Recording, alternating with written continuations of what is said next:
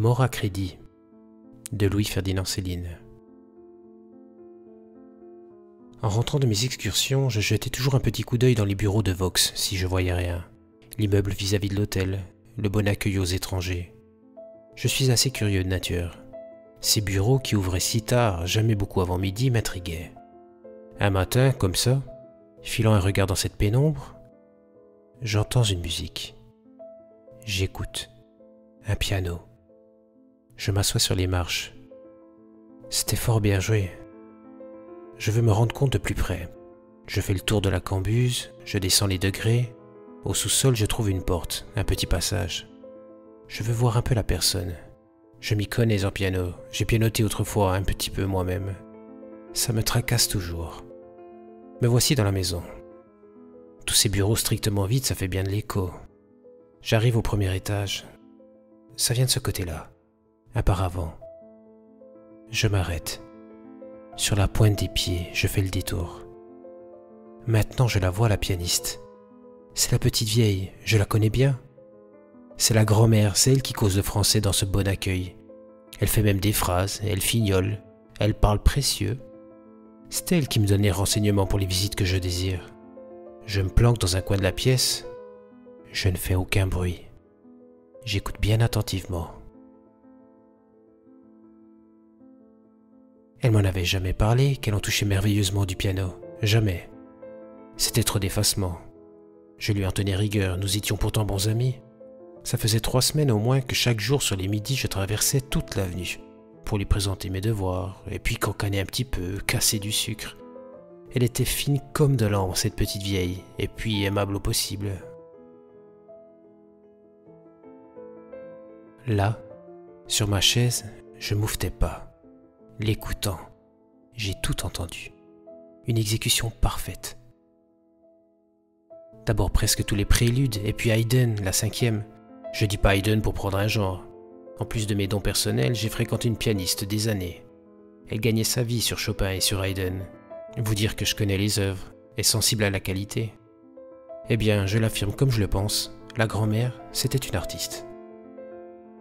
Au bout d'un moment, je suis parti, comme j'étais venu, sur les pointes. Le lendemain d'abord, je voulais pas lui en parler de cette indiscrète audition, et puis je suis bavard à me faire pendre. J'ai risqué quelques allusions, enfin je l'ai félicité, qu'elle touchait les voix en virtuose, et même infiniment mieux. Sans aguicherie, sans claquant, sans bouffée de pédale. Elle a compris par mes paroles que je savais apprécier, et puis que, vu mon raffinement, j'étais bien capable d'une réelle conversation. En parlant bien plus bas,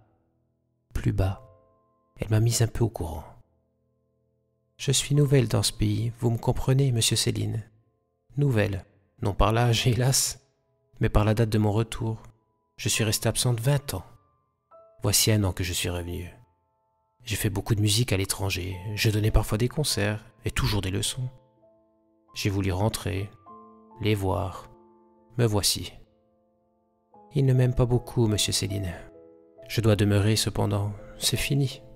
Il faut. Ils ne veulent pas de moi comme musicienne, mais ils ne veulent pas que je parte. Je suis trop vieille pour le piano, me disent-ils. Mais surtout mon absence depuis tant d'années leur semble suspecte. Heureusement, je parle plusieurs langues étrangères. Cela me sauve. Me vaut ce petit emploi. Je ne veux pas me plaindre, monsieur Céline, mais vraiment je ne suis pas heureuse.